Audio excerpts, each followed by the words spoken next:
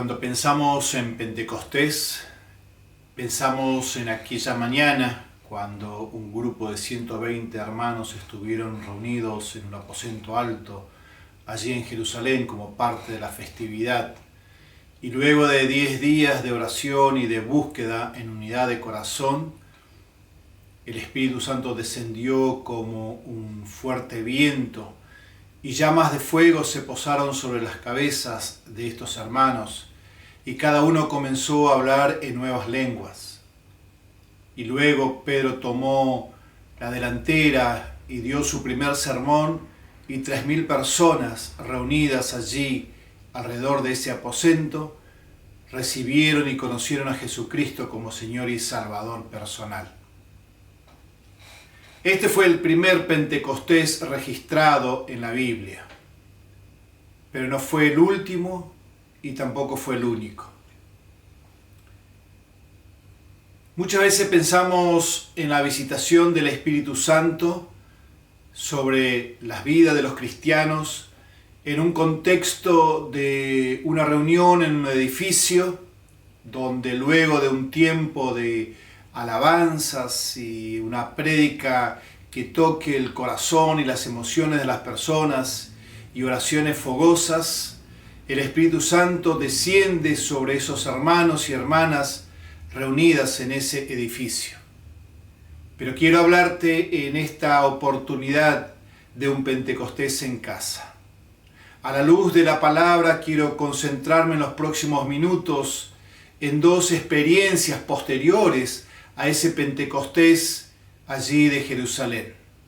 Y quiero compartirte 3 ingredientes básicos que podemos sacar de esas dos experiencias que nos pueden ayudar a nosotros a poder tener también nuestro Pentecostés personal y en casa. Pero antes de ir a esos ejemplos o a esas vivencias que Lucas nos va a narrar en el libro de los Hechos, creo que es importante que nosotros establezcamos los fundamentos y recordemos que quien bautiza en o con el Espíritu Santo a nosotros es Jesús. Tanto los evangelios como el libro de los Hechos nos van a decir lo siguiente.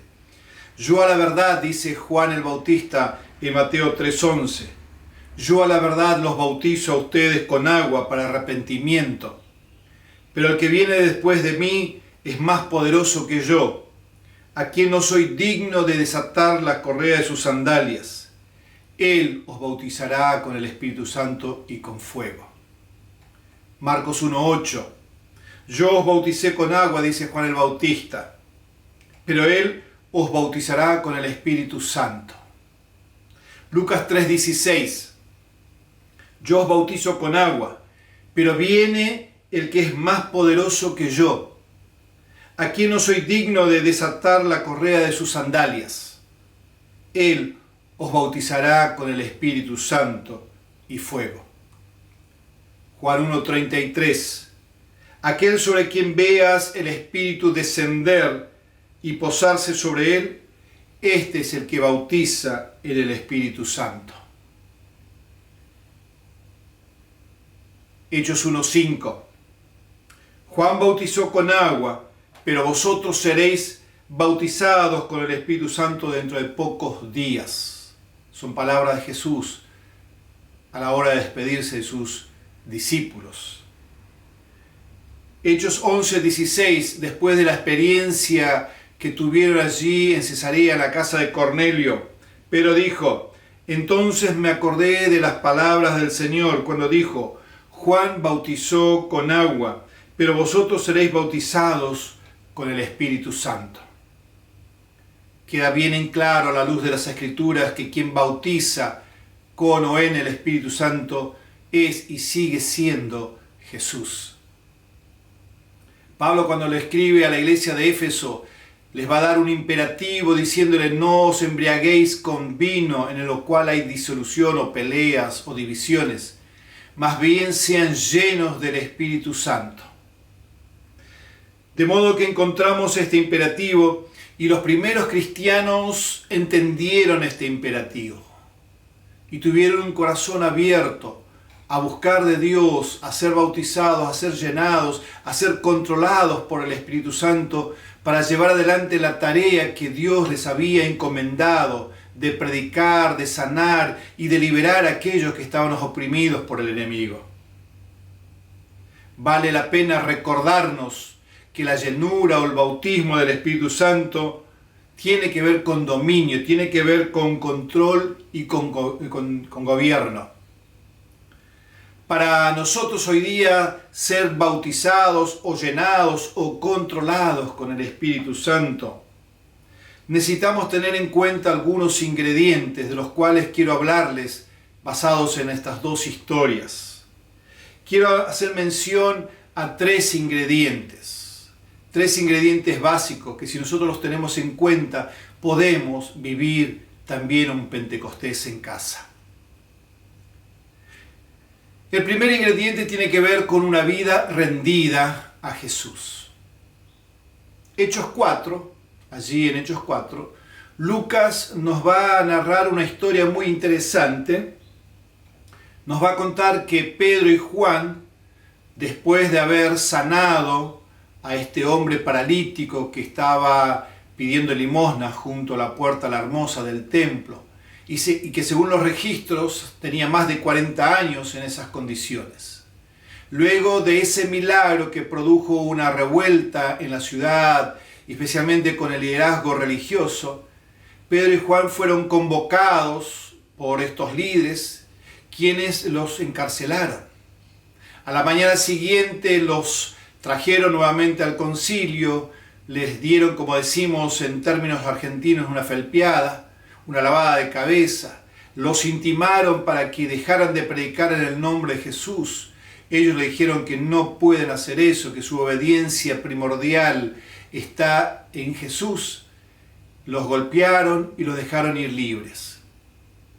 Cuando ellos quedaron en libertad, dice Lucas allí en Hechos 4, que se encontraron con sus amigos, con sus otros colegas, discípulos, líderes en una casa, y les contaron todo lo que habían vivido. Y dice el texto allí en Hechos 4, 24 adelante, pero quiero centrarme en un solo versículo ahora, que después de haber orado, haber clamado y haberse puesto en una misma sintonía de corazón, ellos comenzaron diciendo: «Oh Señor, tú eres el que hiciste el cielo y la tierra, el mar y todo lo que en ellos hay».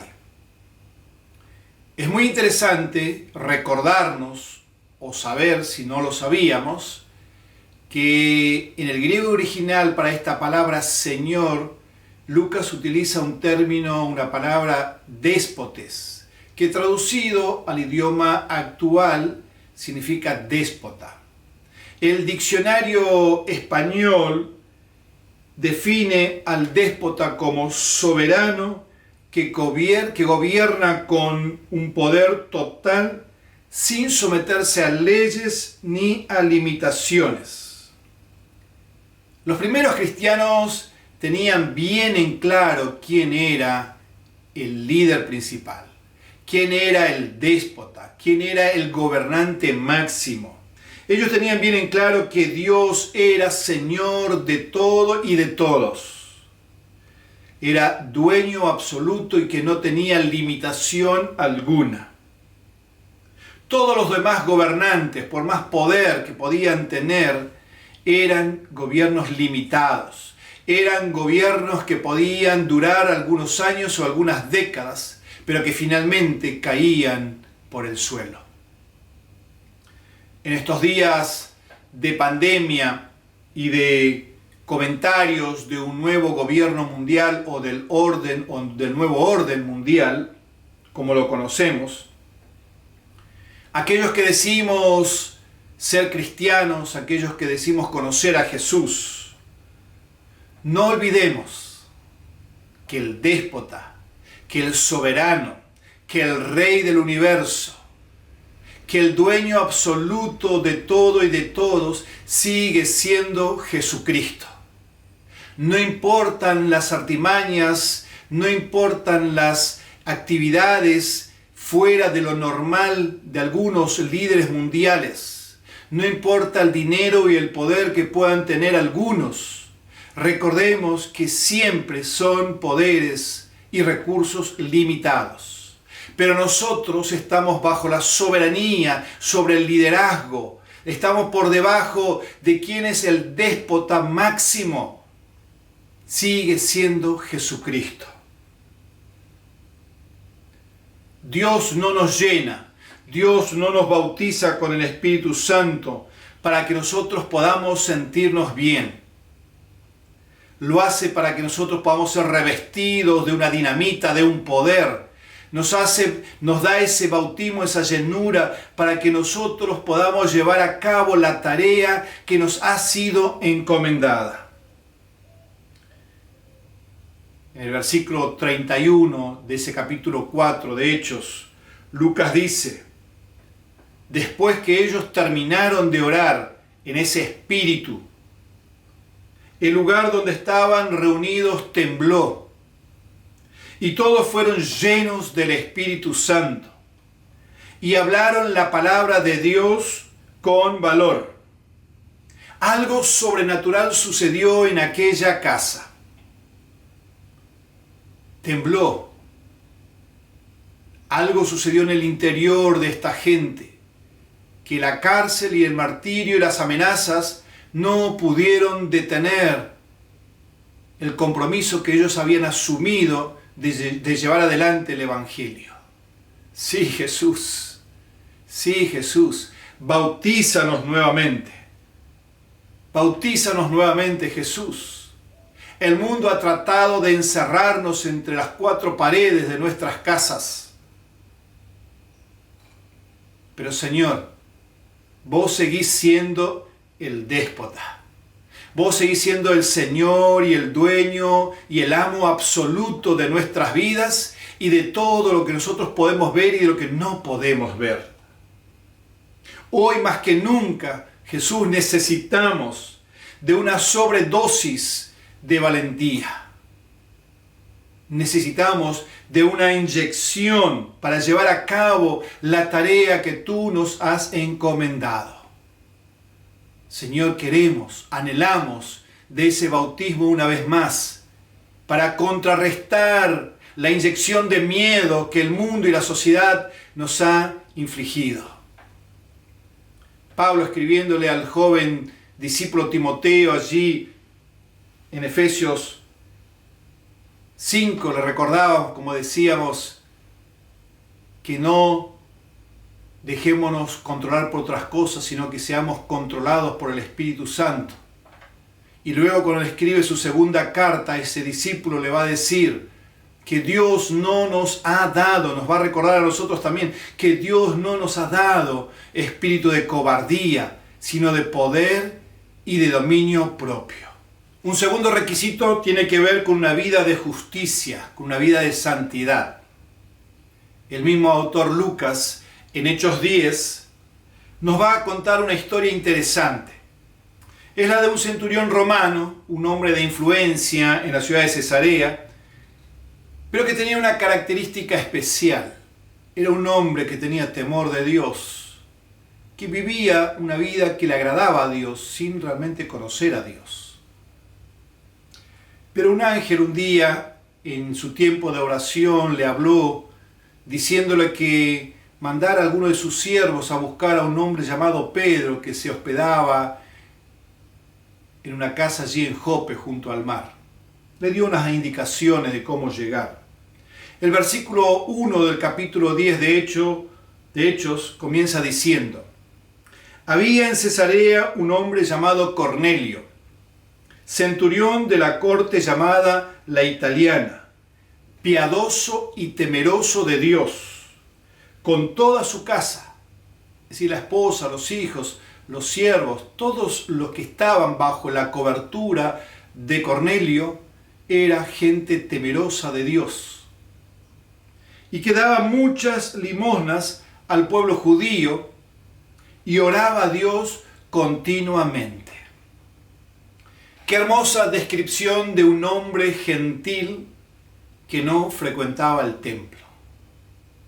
Qué hermoso sería que muchos de los cristianos o de las personas que dicen ser cristianas y que se reúnen con frecuencia en los edificios donde se congrega una iglesia, pudieran tener una descripción similar. Sabemos que las buenas obras no nos sirven para la salvación, pero no podemos descartar que las buenas obras realizadas con un corazón sano le agradan a Dios y de alguna manera abren ciertas puertas en el mundo espiritual.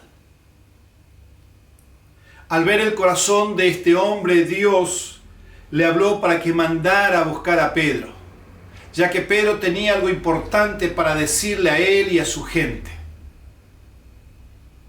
Mientras los siervos del centurión se encaminaron a recorrer los kilómetros que había de distancia entre Cesarea y Jope, Dios comenzó a tratar con el corazón de Pedro.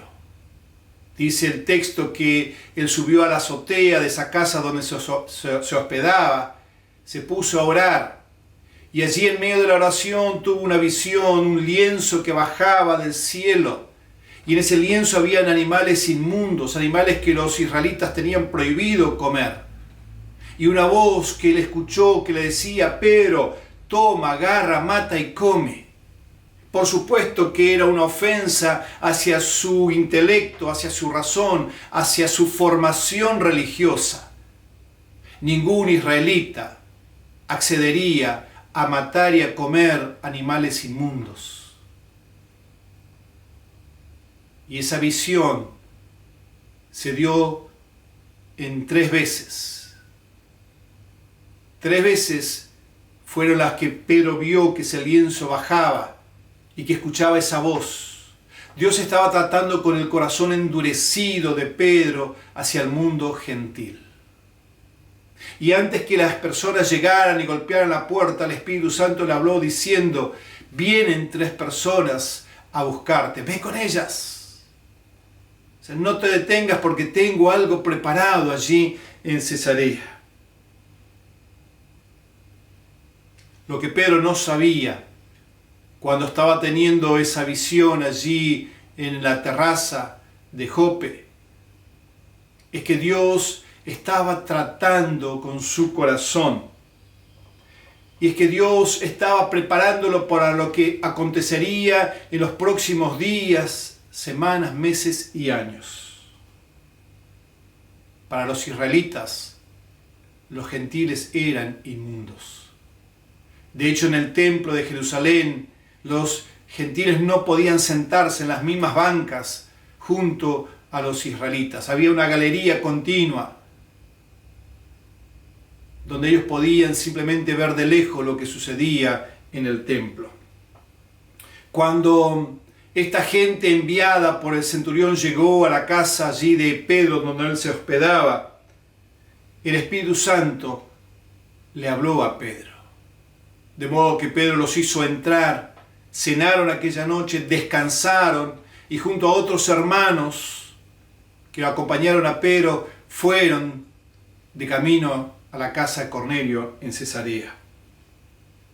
Y al llegar a la casa de Cornelio, éste lo recibió con los brazos abiertos. Le contó a Pedro cómo el ángel de Dios le había hablado y le había dado indicaciones para que lo fuera a buscar. Le comentó que había reunido a su gente, a su casa, a sus hijos, sus familias, sus siervos, más de 40 personas en aquel recinto, que estaban ávidas de escuchar lo que Pedro tenía para decirles. Y una vez que Pedro entró a ese recinto, se excusó diciendo al principio que no es normal y que no es bueno que los judíos se junten con los gentiles. Pero también les contó cómo el Espíritu Santo le había hablado a su corazón en esa visión que había tenido, y había entendido en su cabecita que Dios no hace acepción de personas.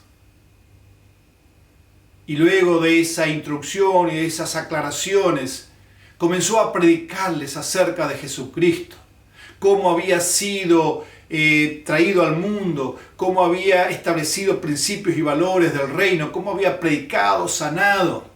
cómo había sido finalmente crucificado y resucitado. Y dice el relato bíblico que mientras Cornelio y su gente estaban escuchando lo que Pedro les estaba hablando, mientras que Pedro estaba predicando, el mensaje fue interrumpido. Si queremos experimentar un Pentecostés en nuestros corazones, con nuestras familias, si queremos tener ese Pentecostés en casa, es importante que cada uno de los integrantes de nuestro hogar seamos personas temerosas de Dios, seamos personas que vivamos en santidad, seamos una casa bajo quien estemos bajo el gobierno de Dios, que seamos una casa donde Dios para nosotros es el déspotes, el soberano, el dueño absoluto de todo. Cornelio y su gente estaban preparando el terreno durante mucho tiempo. Estaban trabajando la tierra para que ese día ellos pudieran experimentar algo que Dios tenía preparado para ellos y toda su casa. Habrían de experimentar en los próximos minutos algo que transformaría sus vidas por el resto de los años que tendrían sobre la tierra.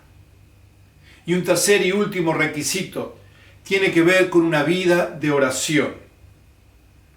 Lucas agrega en el versículo que hemos leído que además de ser Cornelio un hombre piadoso y un hacedor de buenas obras, era un hombre de oración. El texto dice que Cornelio oraba a Dios continuamente. Es decir, tenía una disciplina, tenía perseverancia en la oración. No podemos pretender que Jesús nos bautice con un telegrama que mandemos una vez cada tanto al cielo. No podemos pretender que Jesús nos bautice si no le expresamos nuestra hambre, nuestra sed, nuestra desesperación por la presencia de Dios. Muchas veces miramos las manos, pero no miramos el rostro de Jesús. Dios espera de nosotros una vida rendida, una vida en santidad y una vida de continua oración. Tenemos muchos pasajes en la Biblia donde las promesas de Dios son de saciar el hambre y la sed de aquellos que de corazón le buscan.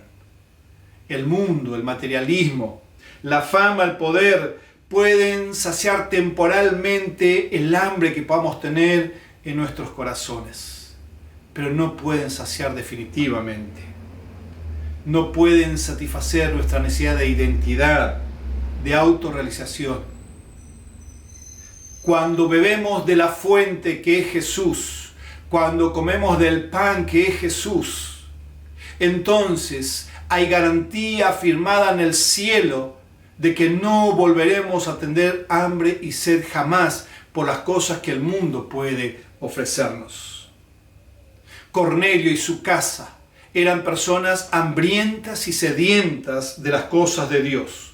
Perseveraron en la oración, en la búsqueda, en la manifestación de esa necesidad y de ese hambre. Lucas va a decirnos que la predicación de Pedro fue interrumpida por el Espíritu Santo. Y en los versículos 44 al 46 va a registrar lo siguiente. Mientras Pedro aún hablaba estas palabras, el Espíritu Santo cayó sobre los que escuchaban el mensaje. Y todos los creyentes que eran de la circuncisión, es decir, los israelitas que habían llegado con Pedro, se quedaron asombrados porque el don del Espíritu Santo había sido derramado también sobre los gentiles, pues les oían hablar en lenguas y exaltar a Dios. Maravilloso, maravilloso. Un Pentecostés entre los gentiles se había dado. Y con eso se abría la puerta a un mundo tremendo, grande, inmenso de hombres y mujeres alrededor del mundo que no conocían a Jesús y que llegaría hasta el día de hoy, a quienes tenemos que predicarles. Como diría Pablo escribiendo a los romanos, primero a los judíos y después a los gentiles. Dios no nos quiere bautizar, Dios no nos quiere llenar con el Espíritu Santo solo para que nos sintamos bien. sino que quiere capacitarnos, quiere darnos una dinamita, algo especial para que podamos llevar adelante la tarea que nos ha sido encomendada. Hoy día, en medio de este aislamiento social obligatorio, Jesús quiere volver a bautizarnos con su Espíritu Santo. Una vida rendida a Jesús, una vida vivida en santidad, porque recordemos, la unción sin carácter termina matando al ungido. Es importante que nuestro corazón y nuestra mente esté sometida al gobierno de Dios. Una vida rendida, una vida vivida en santidad, una vida de búsqueda constante de Dios son los ingredientes básicos y elementales para que Jesús nos vuelva a bautizar con el Espíritu Santo. Oro para que en esta hora, allí donde tú te encuentres escuchando este mensaje, el Espíritu Santo descienda y Jesús pueda bautizarte. Jesús pueda llenarte otra vez a ti y junto a tus seres queridos. Así como Pedro y Juan, quienes ese día cuando salieron de la cárcel y se reunieron con sus seres queridos, con sus hermanos, con otros líderes, fueron bautizados nuevamente con el Espíritu Santo, se rindieron a Jesús. Y así como Cornelio y su gente manifestaron el hambre y la necesidad y vivieron bajo el temor de Dios, fueron visitados y fueron bautizados por Jesús con el Espíritu Santo allí en Cesarea. Oro para que hoy podamos experimentar lo mismo. Bautízanos tú, Jesús. Sí, bautízanos tú, Jesús. Hoy más que nunca necesitamos de esa inyección sobrenatural. Hoy más que nunca necesitamos de esa dinamita, de ese poder para llevar adelante la tarea que tú nos has encomendado, para vivir la vida en medio de las circunstancias que nos encontramos hoy. Te invito a que oremos. Amado Jesús, en esta hora te pedimos una vez más, Señor, que tu gracia nos alcance. Rendimos nuestras vidas hacia tu señorío. Rendimos nuestra mente, nuestro corazón. Rendimos nuestra familia, nuestros seres queridos. Los ponemos debajo de tu gobierno. Tú eres el déspotes. Tú eres el déspota, el que gobierna con soberanía total y absoluta. De corazón, con alegría, nos sometemos a tu gobierno. Y en esta hora, Señor, rendimos nuestras vidas para poder vivir en santidad. Declaramos con nuestros labios y nuestros corazones que tenemos necesidad, tenemos hambre y sed de ti, Jesús. Tenemos hambre del pan de vida, tenemos sed del agua de vida, Señor. Bautízanos, Jesús, una vez más. Llénanos con tu Espíritu Santo, que esa dinamita, que ese poder llene nuestros corazones y nuestras mentes, para que podamos tener la valentía y el coraje y el denuedo de llevar adelante la tarea que tú nos has encomendado. Que podamos predicar a diestra y a siniestra, que podamos predicar con palabras y con textos en este tiempo de redes sociales, que podamos llevar adelante esa tarea, este bendito mensaje que tú nos has dado. Señor, oramos para que cientos de miles de personas en estos días sean personas que se rindan a tu señorío, a tu gobierno, y puedan ser capacitados con tu Espíritu Santo para seguir adelante con la tarea que tú nos diste para hacer.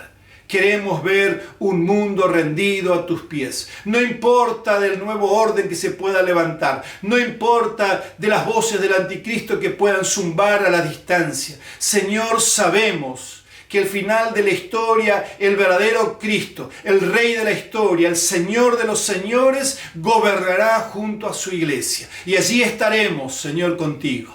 Te adoramos y te bendecimos en esta hora. En el nombre poderoso de Jesús. Amén y amén. Dios te bendice y que tengas un Pentecostés en tu casa.